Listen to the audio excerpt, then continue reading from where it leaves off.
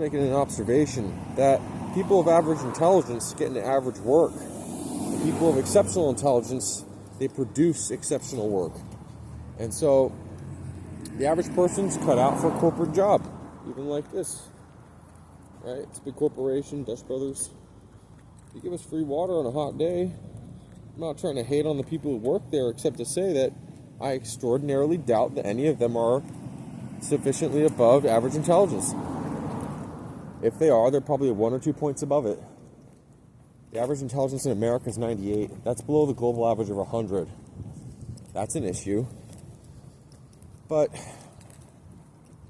people who are exceptional are cut out for the work that they are given. They are destined to create something, to invent. And if they can't invent, then they're just an average person, you know? And they're cut out at that point to follow orders. Now, I'm not going to say that exceptional people are the head of everything, because in my mind, you're not exceptional even if you're the CEO of a corporation, mainly because you probably don't have good ethics and morals. And most of what you do is probably about the bottom line, and it's not about the quality of your employees' lives, or even the quality of your product, like I was pointing out earlier about Tesla cars. And there's been plenty of problems with Tesla cars, like someone talked about dropping a toothpick in a Cybertruck, it locked it up, it wouldn't work anymore, had to get serviced before they could drive it. People were talking about how they're not intuitive to open when there's a power failure and you need to get out of the car. That's just examples. They're like, there's no solar panel built into it. Why? There's no wireless radiant induction charging through the ground. Why? It's called a Tesla car. Why does it have any Nikola Tesla technology? It doesn't even use an AC motor. Okay? They're not even recycling lithium-ion batteries anymore, so you can't pretend like their corporation is somehow trying to sequester waste. Like it used to be one of the reasons that you get a Tesla car was that you were somehow recycling e-waste that was going to prevent it from just catching fire in a landfill or whatever. But you know what? That's kind of getting beyond the point of this video. The point of this video is you start to realize things when you have a high intelligence. And most people are not your equal. They are below you. You don't want it to be true. You prefer nothing more than for them to have the same level of intelligence so you can have conversations that went somewhere. And I don't think it's fair to say a difference of opinion necessitates that someone has a higher or lower intelligence than you. But what I have noticed is that when somebody has the same opinion as somebody else, that means they have low intelligence. Because they're a follower. They didn't come to their own conclusion. That's why I don't believe that people who have faith in God are smart, because most of them profess the same bullshit that they were indoctrinated to believe out of the Bible. And if they never read the Bible, they never would be able to repeat the rhetoric. And therefore, it shows it's inorganic and inauthentic belief. And people who have inauthentic spiritual beliefs are frauds. And so, you know, people who are Christian are a fraud by that extension of logic. They didn't come to their own rational conclusion on their own. They didn't have a revelation from God independent of the Bible that they had somehow never heard of. In fact, the Bible has proliferated culture so much that most people have picked up and looked at it at least once. And with that, even Satanists look at the Bible. So, like, the point is, the atheists read the Bible to discredit it. To say that people don't read the Bible just because they don't have a faith is inaccurate. I've read the Quran, even though I'm not Muslim. I haven't read the whole Quran, but I've read part of it, and I'll tell you like this.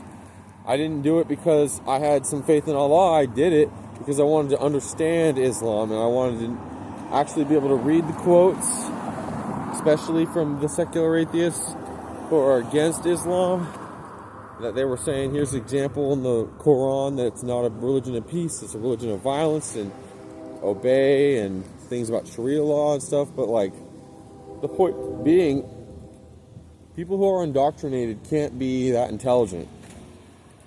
When they don't question it, when they can't learn that they're wrong, when no matter what you do to prove something to them, they just ignore the proof. There's no such thing as adequate evidence in their worldview because they have a foregone conclusion. And those kind of things, man, it's frustrating, you know. But let me get back to the point. So, exceptional people aren't meant to live this day in, day out bullshit. We're meant to, like, be society planners. We're meant to create spaceships. We're meant to, like, literally design them. Not like Elon Musk financing them, designing them. Okay? That's where the actual intelligence in any business is at, is where the innovators are. Okay? And the problem solvers. Your average person works a job as a meaningless existence. There's a cog in the machine. Okay? Trying to explain this to people, then they just say, oh, well, what's your perspective? Don't work?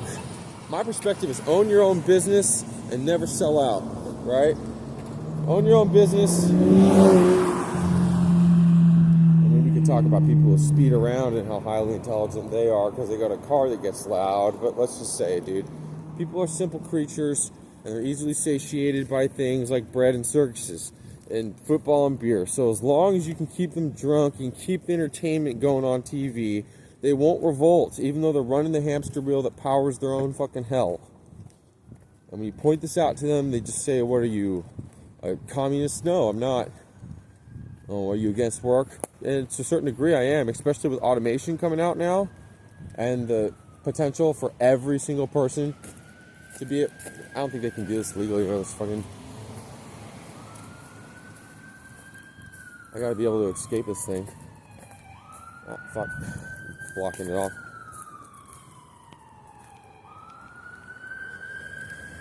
I'm pretty sure this is a public pass-through. So they're obstructing a pass-through because they're putting a fence in because they're sick and tired of people camping there.